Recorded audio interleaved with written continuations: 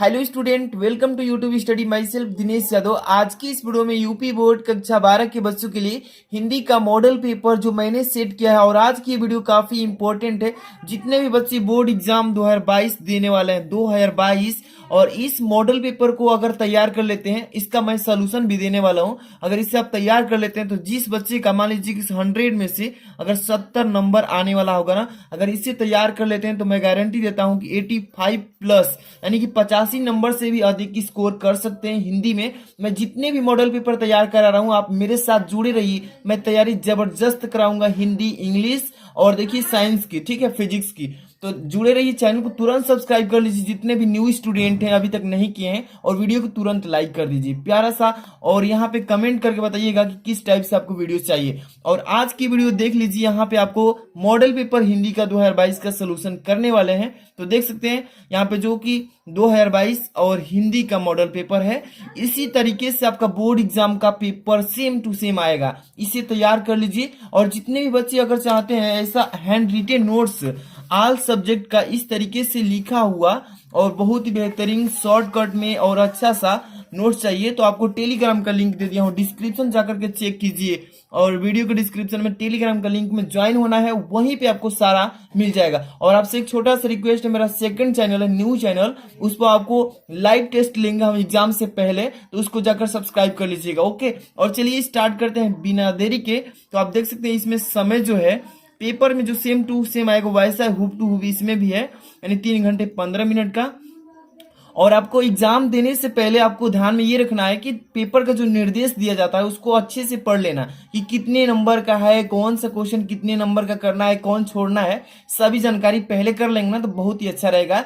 नहीं तो आपका जो एग्जाम होगा खराब भी हो सकता है। तो निर्देश में दिया है पहले कि प्रारंभ के 15 मिनट परीक्षार्थियों को प्रश्न पत्र पढ़ने के लिए निर्धारित किया जाता है, यानी दिया गया है, तो आप पढ़ लीजिए अच्छे से। और यहाँ पर आपका दो जो खंड है वो 2 खंड में आएगा, एक आएगा खंड क में और दूसरा जो आएगा खंड ख में। तो आज पहले खंड को सोल्यूशन देखेंगे और फिर आगे अभी बात करेंगे। तो यहाँ पर देखिए सबसे पहला नंबर जो क्वेश्चन है इसमें ऑब्जेक्टिव क्वेश्चन, यानी कि गद खंड से आएगा और एक काव्य खंड से आता है 5-5 करके। तो 1 नंबर वाला जो क्वेश्चन होगा इसमें गद खंड से आएगा, और जो दूसरा जो है उसको अभी बताएंगे। अब यहाँ से स्टार्ट करते हैं। देख लीजिए पहला का क नंबर, प्रोजी सुंदर रेड्डी लेखक है। ध्यान समझिए, और ये क्वेश्चन 2020 में पूछा गया है कि प्रोजी सुंदर रेड्डी लेखक हैं सदाचार की किताब का, कि साहित्य का, श्रेय और प्रेम का, कि मेरे परिवार का, कि मथन का।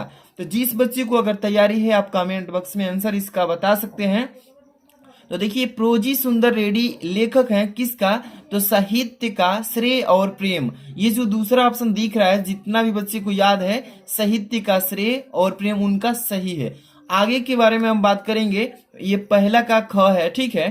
क्या लिखा है कि प्रेमचंद्र की कहानी का नाम बताइए, और यहाँ पे ऑप्शन दिया है, ऑप्शन में से देखकर बताना है कि प्रेमचंद्र की कहानी का नाम क्या है। तो कफन है, कि गुंडा है, कि सेज है, कि चीफ ऑफ दावत है। तो जिस बच्चे को याद है कमेंट बॉक्स में इसका आंसर दे सकते हैं। इसका करेक्ट आंसर हो जाएगा यानी फर्स्ट ऑप्शन, यानी कफन। कफन जो है ये कहानी है, और किसने लिखा है, तो प्रेमचंद्र जी ने लिखा है। इसके बाद अगली क्वेश्चन देखते हैं। यहाँ पर मेरी असफलताएं किस विधा की रचना है। तो मेरी असफलताएं, यहाँ पर ऑप्शन दिया है, पहला डायरी, और दूसरा लिखा है आत्मकथा, और तीसरा है जीवनी, और यहाँ पे संस्मरण। तो जिस बच्चे को याद है कमेंट बॉक्स में छाप दीजिए इसका आंसर। मेरी असफलताएं किस विधा की रचना है, तो ये हो जाएगा second number option is the right option, ठीक है। यानी कि आत्मकथा इज द राइट आंसर।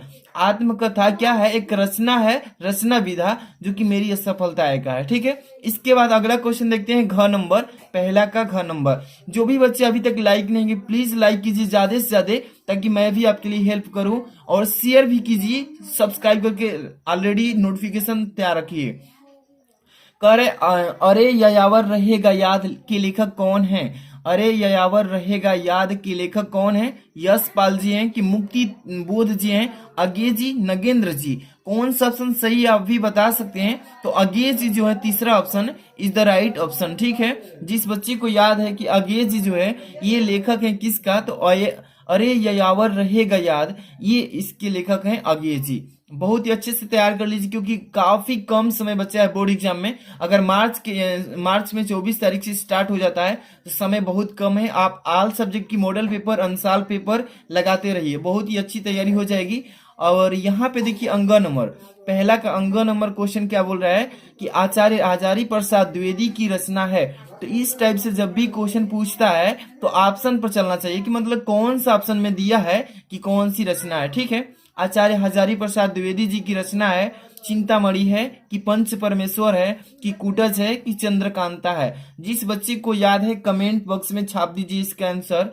देखिए आचार्य हजारी प्रसाद द्विवेदी जी की रचना जो है चंद्रकांता है, यानी कि 4 नंबर जो ऑप्शन दिख रहा है इज द राइट ऑप्शन, यानी कि Chandrakanta option is the right option. इसके बाद ये पहला क्वेश्चन जो है, ये जितने भी मैंने पहला के 5 क्वेश्चन बताया ये सभी गद्य खंड से आएंगे बोर्ड एग्जाम में, समझ में आ रहा है ना। इसके बाद जो दूसरा क्वेश्चन होगा वो काव्य खंड से, तो उसमें भी 5 क्वेश्चन आएंगे, यानी कि बहुविकल्पी से केवल आप 10 नंबर की तैयारी कर सकते हैं। 100 में से केवल आपको कितने नंबर, 10 नंबर का बहुविकल्पी क्वेश्चन आएगा। 5 नंबर जो आएगा गद्य खंड से और 5 नंबर का बहुविकल्पी काव्य खंड से। तो यहां पर देखिए कह रहा है दूसरा का क कि कामायनी में सर्गों की संख्या कितनी होती है। ऑप्शन दिया है, पढ़िए और फटाक से आंसर छाप दीजिए। कामायनी में सर्गों की संख्या, देखिए कामायनी जो होता है इसमें सर्गों की संख्या पूछता है, 12 होता है, 14 होता है, 15 होता है, 17 होता है। इस the right option is the third number, यानी कि 15 होता है सर्गों में, कामायनी में सर्गों की संख्या। ओके, जिस भी बच्चे को कहीं भी डाउट हो तो कमेंट बॉक्स में पूछ सकते हैं, इसका रिप्लाई मैं जरूर दूंगा। और इस वीडियो को लाइक शेयर जरूर कीजिएगा, है ना। इसके बाद घ नंबर देखिए, दूसरा का ख नंबर कह रहा है कि निम्न में से कौन मैथिली शरण गुप्त जी की रचना है। निम्न में से कौन सी मैथिली शरण गुप्त जी की रचना है, तो ये ऑप्शन वाइज इसका आंसर देना पड़ेगा। पूछ रहा है निम्न मतलब चारों, पढ़ेंगे तभी इसका बताएंगे कि मैथिली शरण गुप्त जी की कौन सी रचना है। आंगन की पार द्वार, यहाँ पे दिया अंध, यहाँ पे दिया है युगवाणी, और यहाँ परशुराम की प्रतीक्षा। इसका कौन सा राइट आंसर होगा, जिन बच्चे को याद है कमेंट करके बता सकते हैं। तो इसका करेक्ट आंसर क्या होगा, ये अंग है, अंग। ठीक है, तो ये जो दूसरा ऑप्शन है ना ये राइट हो जाएगा। इस तरीके से ऑप्शन आपको बोर्ड पेपर में अगर आता है तो लिखा हो रहेगा अंग, इस तरीके से लिखा रहेगा। यहाँ पे थोड़ा सा मिसप्रिंट हुआ है, लेकिन इस तरीके से अंग लिखा रहेगा और यही इसका आंसर हो जाएगा। अंग जो है ये गुप्त जी की रचना है। ठीक है, यहाँ पे अगला क्वेश्चन देखिए, दूसरा का ग नंबर, निम्न में से मैथिली शरण गुप्त जी का पहला काव्य संग्रह बताना है। काव्य संग्रह यशोधरा होगा कि भारत भारती होगा कि सिद्धराज होगा कि पंचवटी होगा। जिस बच्ची को आंसर याद है कमेंट बॉक्स में छाप दीजिएगा। निम्न में से मैथिली शरण गुप्त जी का पहला काव्य संग्रह, तो यहाँ पे देखिए पंचवटी कहाँ पे है, 4 नंबर ऑप्शन, यानी Panchavati is the right answer this question. Okay, जिस बच्चे को कहीं भी डाउट हो वो कमेंट बॉक्स में पूछ सकते हैं। अगला क्वेश्चन देखते हैं, यानी कि दूसरा का घ नंबर। यहाँ पे देखिए दूसरा का घ नंबर, सुमित्रा नंदन पंत को चिदम्बरा कृति पर पुरस्कार मिला था। ध्यान समझिएगा और आप कोशिश कीजिए कि सही आंसर दें। देखिए गलती देने की कोशिश मत कीजिए, ज्यादा से ज्यादा प्रयास कीजिए कि सही आंसर दें। ठीक, सुमित्रा नंदन पंत को चिदम्बरा कृति पर पुरस्कार मिला था। भारतीय ज्ञान पीठ पुरस्कार, भारत भारती पुरस्कार, साहित्य अकादमी पुरस्कार, वर्णमाला पुरस्कार। तो देखिए इसका पहला जो ऑप्शन दिख रहा है ना इज द राइट ऑप्शन, यानी भारतीय ज्ञान पीठ पुरस्कार। इसी पर सुमित्रा नंदन पंत जी को चिदम्बरा कृति पर पुरस्कार मिला था। ठीक है, अब इसके बाद अगला देखिए दूसरा का अंगा नंबर। तो इसमें क्या लिखा है कि कितनी नावों में कितनी बार काव्य संग्रह के रचनाकार हैं। कितनी नावों में कितनी बार काव्य संग्रह के रचनाकार हैं। रामधारी सिंह दिनकर जी, सच्चिदानंदन हीरानंदन, वात्स्यायन अज्ञेय जी। देखिए इनका नाम अज्ञेय जी के नाम से भी जाने जाते हैं। ठीक है, महादेवी वर्मा जी, और यहाँ पे सूर्यकांत त्रिपाठी निराला जी। तो इसका राइट आंसर हो जाएगा सच्चिदानंदन हीरानंदन वात्स्यायन अज्ञेय। अज्ञेय जी जो है ये काव्य संग्रह के रचनाकार है। और कौन सा काव्य संग्रह, तो कितनी नावों में कितनी बार, ये जो हो जाएगा इसका करेक्ट आंसर, यानी दूसरा ऑप्शन। ठीक है, इसके बाद आप चलते हैं गद्यांश पर। अब देखिए बोर्ड एग्जाम में आपको तीसरा क्वेश्चन इसी टाइप से आएगा। क्या लिखा है तीसरा क्वेश्चन को अच्छे से पढ़िएगा कि दिए गए गद्यांश पर आधारित निम्नलिखित प्रश्न के उत्तर दीजिए। और ये क्वेश्चन तीसरा नंबर जो होगा ये 10 नंबर का होने वाला है। ठीक है, कह रहा है कि यहाँ पर गद्यांश दिया जाएगा आपकी किताब से और इस पर प्रश्न भी पूछा जाएगा गद्यांश में से, आप उसका आंसर भी देंगे। ठीक है, पहले गद्यांश को पढ़िए कि किस चैप्टर से दिया है और इस चैप्टर के लेखक कौन है। ध्यान से पढ़िएगा कि मातृभूमि पर निवास करने वाले मनुष्य राष्ट्र का दूसरा अंग है। देखिए, जब आप पढ़ेंगे ना तो कहीं ना कहीं उस चैप्टर का अंश मिलेगा आपको, वही अंश से पकड़ में आ जाएगा कि कौन सा चैप्टर का गद्यांश है और इस चैप्टर के कौन लिखे हैं। 2 नंबर का काम वहां से होगा। पहले नंबर देखिए, मातृभूमि पर निवास करने वाले मनुष्य राष्ट्र का दूसरा अंग है। पृथ्वी हो और मनुष्य न हो तो राष्ट्र की कल्पना असंभव है। ठीक है, पृथ्वी और जना मतलब लोग, दोनों के सम्मिलन से यानी कि सम्मिलन से, मिलने से ही राष्ट्र का स्वरूप संपादित होता है यानी कि बनता है। अब कह रहे कि जन के कारण ही पृथ्वी मातृभूमि की संज्ञा प्राप्त करती है।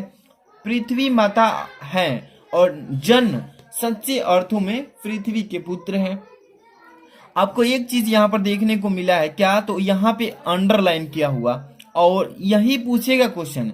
और इस गद्यांश को जैसे ही तुमने पढ़ा है तो आपको मालूम चल गया होगा कि किस चैप्टर से है। तो राष्ट्र के स्वरूप देखिए, यहाँ पर राष्ट्र का दूसरा अंग, तो जैसे ही राष्ट्र का दूसरा अंग दिख रहा है, इस चैप्टर का अंश दिखाई दे रहा है यहाँ पर कि किस चैप्टर से उठाया इस गद्यांश को, तो राष्ट्र का स्वरूप। राष्ट्र के स्वरूप को कौन लिखे हैं? डॉक्टर वासुदेव शरण अग्रवाल जी लिखे हैं। चलिए, इसका क्वेश्चन किस टाइप से पूछता है ध्यान से पढ़िएगा।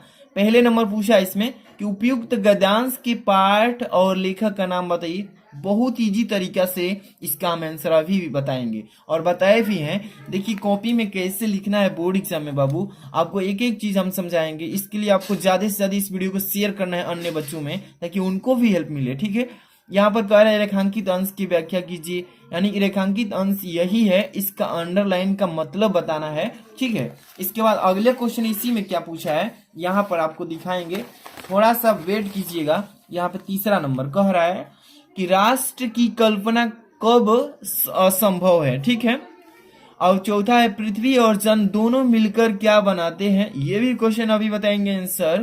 पृथ्वी कब मातृभूमि की संज्ञा प्राप्त करती है। ठीक है, अब मान लीजिए कि ये गद्यांश आपको नहीं याद है, जो मैंने पढ़ा है अभी क्वेश्चन भी पढ़ा है, मान लीजिए कि वो नहीं आ रहा है, तो आपको बोर्ड एग्जाम पेपर में अथवा में भी करके आएगा। तो अगर वो नहीं याद है तो ये पढ़िए, इसको भी आप कर सकते हैं। ठीक है, जिससे रविंद्रनाथ ने इस भारतवर्ष में महामानव समुद्र कहा है, विभिन्न देश हैं, वह असुर आए, आर्य शक आए, हूण नाग आए। तो ये जो चैप्टर जो गद्यांश है ये भी कर सकते हैं कोई, लेकिन एक ही करना है, ये भी ध्यान में रखना है। तो चलिए मैं पहला गद्यांश को बता देता हूं और बहुत ही इजी तरीके से कैसे करना है पेपर में ये समझना होगा आपको। देखिएगा, अब देखिए जैसे पहला नंबर बता रहा हूं कि मातृभूमि पर निवास करने वाले, तो इसमें क्वेश्चन पूछा है ना पहले नंबर की उपयुक्त गद्यांश के पाठ और पाठ के लेखक। देखिए, पहले पाठ और लेखक के नाम पूछा है, इसका 2 तरह से आंसर आप दे सकते हैं एग्जाम में। फाइनली आपको मैं देखिए पेपर में कैसे क्वेश्चन आंसर डालना है वो भी चीजें बताऊंगा, एक एक जो भी चीजें हैं बताते चलूंगा। प्रश्नोत्तर संख्या ऐसे डाल लेंगे तीसरा। ठीक है, इतना तो आपको सबको मालूम है। यहाँ पर देखिए संकेत आपको देना है। संकेत क्यों देते हैं? यहाँ पे 2 गद्यांश मिले था आपके पास, तीसरा में एक अथवा भी मिला था और एक ये भी मिला है। तो दोनों में से आप कौन किए हैं, एग्जामिनर जो होता है कॉपी चेक करने वाला, उसको मालूम होना चाहिए कि बच्चा जो तीसरा का क्वेश्चन किया है कौन सा किया है गद्यांश। तो संकेत में इसलिए ये देते हैं। शुरुआत में देखिएगा, ध्यान से देखिए, यहाँ पे शुरू में यहाँ से 2-3 वर्ड उठा लीजिएगा और लास्ट में 2-3 वर्ड डॉट करके लिख दीजिएगा, जैसे कि मातृभूमि पर डॉट डॉट करके, और लास्ट में से 2-3 वर्ड लिख दिए हैं ताकि एग्जामिनर समझ जाएगा कि यही गद्यांश जो बच्चा है सोल्व किया है। अब इतना तो हो गया। इसके बाद देखिए संदर्भ में क्या लिखना है आपको, जैसे कि इस तरीके से भी आप एग्जाम में इसका संदर्भ लिख सकते हैं और नहीं लिखना चाहते हैं तो इस तरीके से भी इसका आंसर दे सकते हैं। 2 तरीके से मैं पहला का आंसर बता रहा हूं। पहले नंबर संदर्भ हेडिंग डालकर आप लिख सकते हैं, क्या लिखेंगे कि प्रस्तुत गद्यांश हमारी पाठ्य पुस्तक के गद्य भाग में संकलित एवं भारतीय संस्कृत के अध्येता डॉक्टर वासुदेव शरण अग्रवाल द्वारा लिखित राष्ट्र का स्वरूप शीर्षक निबंध से अवतरित है।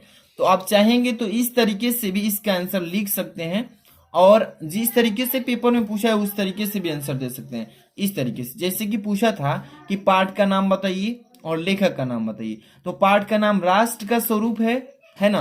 राष्ट्र के स्वरूप पाठ से इस गद्यांश को लिया है और इस पाठ के लेखक कौन है, तो डॉक्टर वासुदेव शरण अग्रवाल जी। तो हो गया इसका आंसर। बहुत इजी तरीके से 2 नंबर की तैयारी पक्की होगी।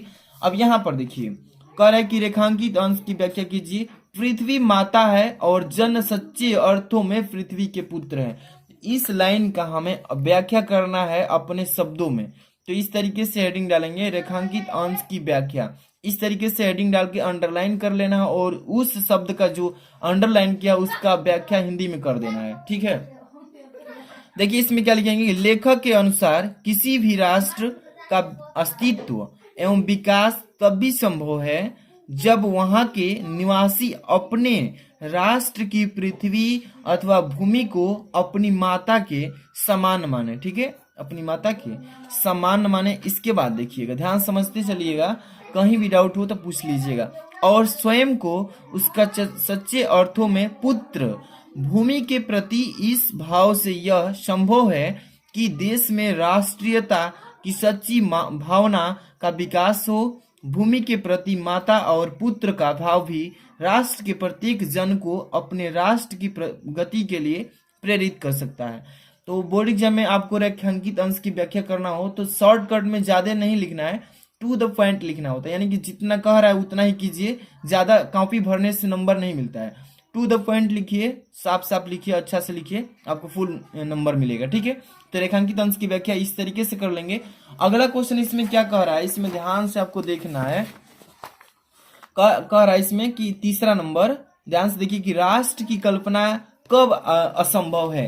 तो इसका भी आंसर मैं आपको बताता हूं। तो ध्यान से देखिए तीसरा नंबर का, यहाँ पर तीसरा नंबर क्वेश्चन कि यदि केवल पृथ्वी हो और उस पृथ्वी पर कोई भी जन अथवा मनुष्य न हो तो राष्ट्र की कल्पना असंभव है। ठीक है, इस तरीके से आपको आंसर दे देना है। इसके बाद अगला क्वेश्चन बच्चों ध्यान से देखिएगा, क्या बोला है इसमें, पृथ्वी और जन दोनों मिलकर क्या बनाते हैं। पृथ्वी और जन दोनों मिलकर क्या बनाते हैं, तो इसका आंसर यहाँ पे बताएंगे कि पृथ्वी और जन दोनों मिलकर ही राष्ट्र के स्वरूप का निर्माण करते हैं। पृथ्वी जो है और जन मतलब पृथ्वी पर जितने भी नागरिक हैं, लोग हैं, ये दोनों मिलकर ही राष्ट्र के स्वरूप का निर्माण करते हैं, यही बनाते हैं। ठीक है, आगे क्वेश्चन देखिए यहाँ पे 5 नंबर, पृथ्वी कब मातृभूमि की संज्ञा प्रदान करती है, यानी प्राप्त करती है। 5 नंबर का आंसर देखिएगा यहाँ पे कि पृथ्वी मातृभूमि की संज्ञा तब प्राप्त करती है जब उस पृथ्वी पर जन का भी निवास होता है। तो इस तरीके से आपको बोर्ड एग्जाम में कहीं भी आता है क्वेश्चन, इस टाइप से आप लिख देंगे, आपको फुल नंबर अचीव हो जाएगा। इसके बाद अगला क्वेश्चन अगर आए तो इसका भी मैं सोल्यूशन बता दूंगा। अगर जितने बच्चे कह रहे हैं कमेंट करके तो इसका भी मैं सोल्यूशन लाइन से बता दूंगा, नहीं तो एक क्वेश्चन बताते चलूंगा और आप दूसरा सोल्यूशन खुद कर लेंगे। इसके बाद अगला क्वेश्चन देखिए, इसमें 4 नंबर, यहाँ पे 4 नंबर क्वेश्चन ये है। देखिए 4 नंबर यही है और इसमें ये कवि, देखिए सॉरी, ये कविता से, तो ये काव्य कहलाता है। ठीक है, तो कहेगा कि निम्नलिखित काव्यांश में से किसी एक पर आप संदर्भ सहित उसका मतलब कि निम्नलिखित प्रश्न का उत्तर दीजिएगा। तो देखिए यहाँ पर मैं 4 नंबर क्वेश्चन का यहाँ पे 2 दिया है, तो कोई एक ही को कराएंगे आपको, वो भी अगली वीडियो में। ठीक है, ये वीडियो लॉन्ग हो जाएगी, थोड़ा नेट का प्रॉब्लम है वीडियो अपलोड करने में, इसलिए यहाँ पे अगला वीडियो में जो नेक्स्ट वीडियो लाएंगे नेक्स्ट डे, उसमें 4 नंबर क्वेश्चन से आगे के सोल्यूशन करेंगे।